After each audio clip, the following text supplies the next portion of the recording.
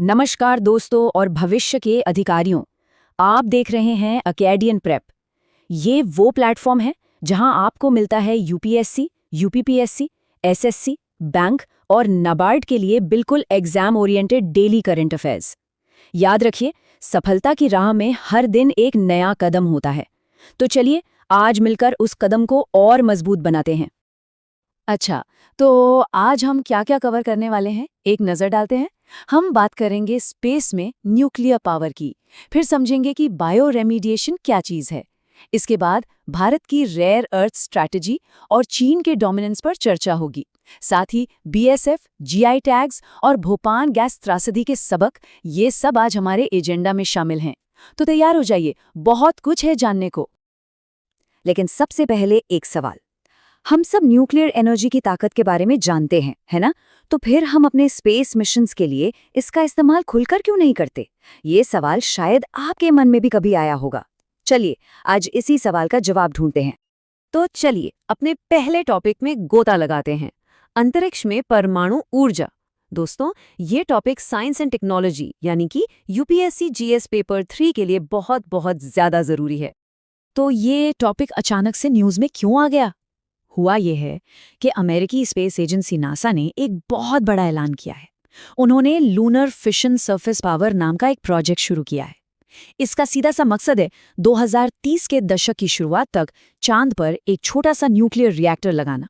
ये हमारे future moon और मार्स मिशंस के लिए सच में एक गेम चेंजर साबित हो सकता है।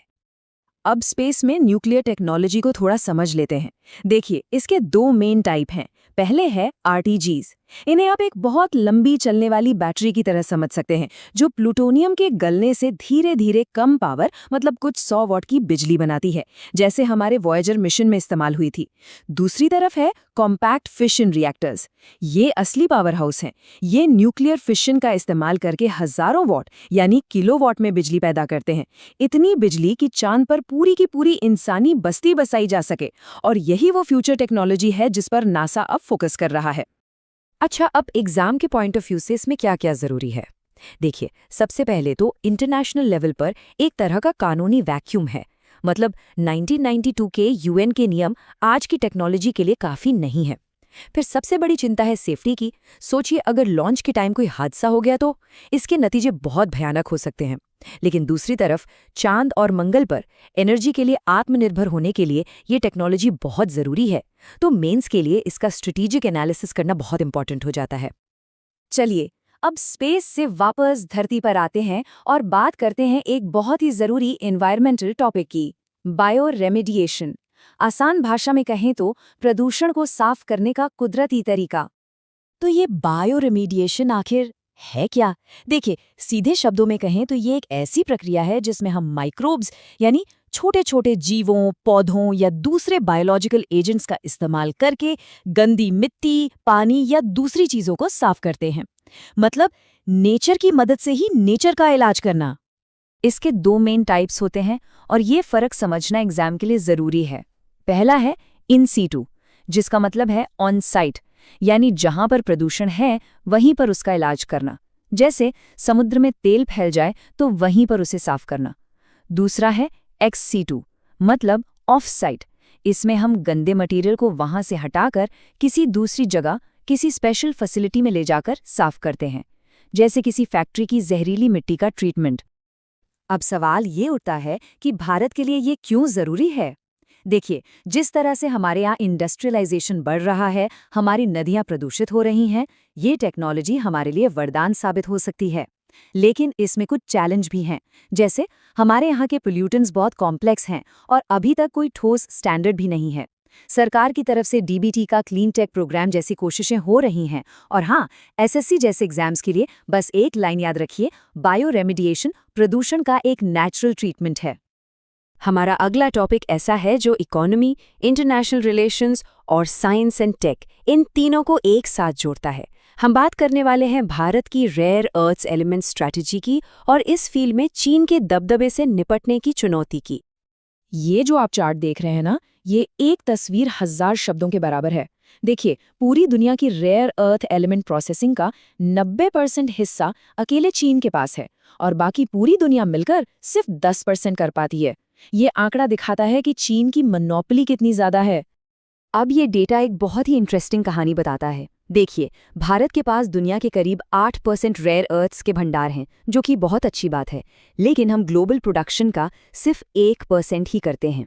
अब इसकी तुलना चीन से कीजिए। उनके पास 30% भंडार हैं, लेकिन वो 70% प्रोडक्शन को कंट्रोल करते हैं। यही वो गैप है जो मेंस के एनालिसिस के लिए बहुत ज़रूरी है। हमारे पास कच्चा माल तो है, लेकिन उसे प्रोसेस करके कीमती बनाने की टेक्नोलॉजी नहीं है। तो ये टॉपिक अभी खबरों में क्यों है? क्योंकि सरकार ने हाल ही में एक नई स्कीम को मंजूरी दी है। इलेक्ट्रिक गाड़ियों से लेकर डिफेंस के हथियारों और इलेक्ट्रॉनिक्स तक हर जगह इन एलिमेंट्स की ज़रूरत पड़ती है।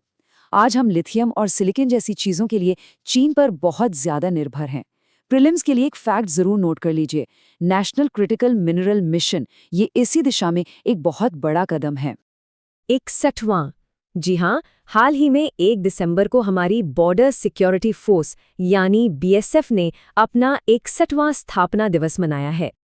तो चलिए अब बात करते हैं भारत की रक्षा की पहली पंक्ति यानी बॉर्डर सिक्योरिटी फोर्स की। ये topic GS paper 3 internal security के लिए बहुत ज़रूरी है। बीएसएफ से जुड़े कुछ बेसिक फैक्ट्स हमेशा याद रहने चाहिए। इसका गठन 1965 के भारत-पाकिस्तान युद्ध के बाद हुआ था। इनकी तैनाती मुख्य रूप से भारत-पाकिस्तान और भारत-बांग्लादेश बॉर्डर पर होती है। और हाँ, यहाँ एक बहुत कॉमन मिस्टेक होती है। याद रखिएगा, बीएसएफ रक्षा मंत्रालय के नहीं बल्कि गृह मंत्रालय यानी मिनिस्ट्री ऑफ होम अफेयर्स के अंडर काम करती है। ये फर्क एग्जाम के लिए बहुत ज़रूरी है। हमारा अगला टॉपिक बड़ा मज़ेदार है। ये जुड़ा है इकोनॉमी, ज्योग्राफी और कल्चर से। हम बात कर रहे हैं ज्योग्राफिकल इंडिकेशन यानी जीआई टैग्स की। हाल ही में कुछ प्रोडक्ट्स जीआई टैग की वजह से काफ़ी चर्चा में रहे, जैसे जम्मू कश्मीर का रामबन सुलाई शहद और पश्चिम बंगाल का दार्जिलिंग मैंडरिन ऑरेंज। यहाँ तक कि प्रधानमंत्री जी ने भी मन की बात में सुलाई शहद का जिक्र किया था। जो लोग नबार्ड जैसे एग्जाम की तैयारी कर रहे हैं, उनके लिए ये समझना ज़रूरी है कि जीआई टैग कैसे गांवों की इनकम बढ़ाने में मदद करता है। अब ज़रा इसका स्टैटिक पार्ट भी समझ लेते हैं। तो आखिर ये जीआई टैग होता क्या है? देखिए, ये एक तरह का लेबल है जो किसी प्रोडक्ट को दिया जाता है, जो बताता है कि ये प्रोडक्ट एक खास जगह का है और इसकी क्वालिटी उस जगह की वजह से ही है। इंटरनेशनल लेवल पर इसे ट्रिप्स अग्रीमेंट और पेरिस कन्वेंशन प्रोटेक्ट करते हैं और भारत में इसके लिए हमारा अपना कानून है। प्रीलिम्स के लिए एक फैक्ट, इसे जीआई रजिस्ट्री मैनेज करती है। 1984 ये साल भारतीय इतिहास का एक ऐसा काला पन्ना है जिसे कभी भुलाया नहीं जा सकता। ये साल था भोपाल गैस त्रासदी का। और इसी के साथ हम आते हैं अपने आखिरी लेकिन बेहद गंभीर और ज़रूरी टॉपिक पर, भोपाल गैस त्रासदी की विरासत। ये topic industrial disaster management, governance और एनवायरनमेंट से जुड़ा है। और हाँ, 2 दिसंबर को जो नेशनल पोल्यूशन कंट्रोल डे मनाया जाता है, वो इसी त्रासदी की याद में मनाया जाता है। इस तबाही के पीछे जो केमिकल था, उसका नाम था मिथाइल आइसोसाइनाइट यानी MIC। ये एक बहुत ही ज़्यादा वॉलेटाइल, रंगहीन और ज्वलनशील केमिकल था जो यूनियन कार्बाइड के प्लांट से लीक हुआ था। ये नाम MIC एग्जाम में सीधा सीधा पूछ लिया जाता है। और ये जानना भी बहुत ज़रूरी है कि भोपाल के बाद भी देश में और केमिकल डिजास्टर हुए हैं, जैसे 2020 में विशाखापट्टनम का स्टाइलिंग गैस लीक या 2024 में चेन्नई का अमोनिया गैस लीक।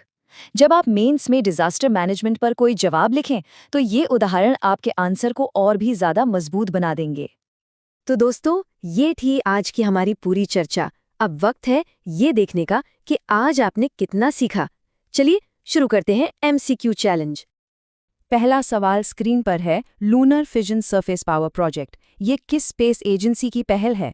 आपके ऑप्शंस हैं A ISRO, B NASA, C रॉसकॉस्मॉस या D CNSA।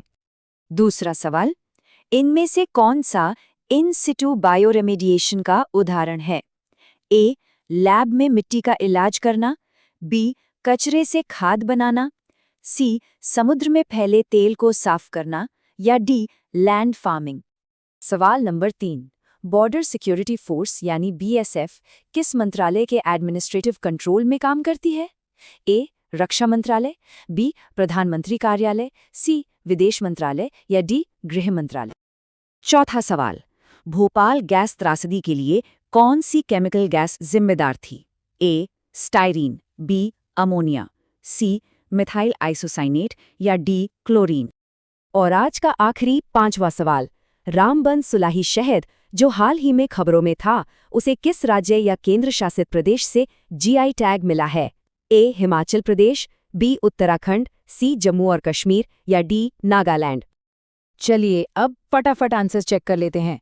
पहले का जवाब है बी. नासा, दूसरे का सी. समुद्र में तेल रिसाव सफाई, तीसरे का डी. गृह मंत्रालय, चौथे का सी. मिथाइल आइसोसाइनाइड और पांचवे का भी सी. जम्मू और कश्मीर। बहुत बढ़िया। और जाने से पहले एक क्विक रिकैप। नासा चांद पर न्यूक्लियर रिएक्टर लगाने वाला है।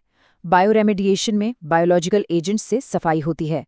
BSF की स्थापना 1965 में हुई और ये होम मिनिस्ट्री के अंडर है। और भोपाल त्रासदी की याद में नेशनल पोल्यूशन कंट्रोल डे मनाया जाता है। तो दोस्तों, अगर आपको ये विश्लेषण पसंद आया हो तो लाइक, शेयर और सब्सक्राइब जरूर करें। इस सेशन की पूरी PDF नोट्स आपको हमारे टेलीग्राम चैनल पर बिल्कुल फ्री मिल जाएगी। डेली MCQ, नोट्स और रिवीजन के लिए टेलीग्राम ज्वाइन करना बिल्कुल मत भूलिएगा। टेलीग्राम का लिंक नीचे डिस्क्रिप्शन और पिन्ड कमेंट में दिया गया है। देखने के लिए बहुत बहुत धन्यवाद। जय हिंद,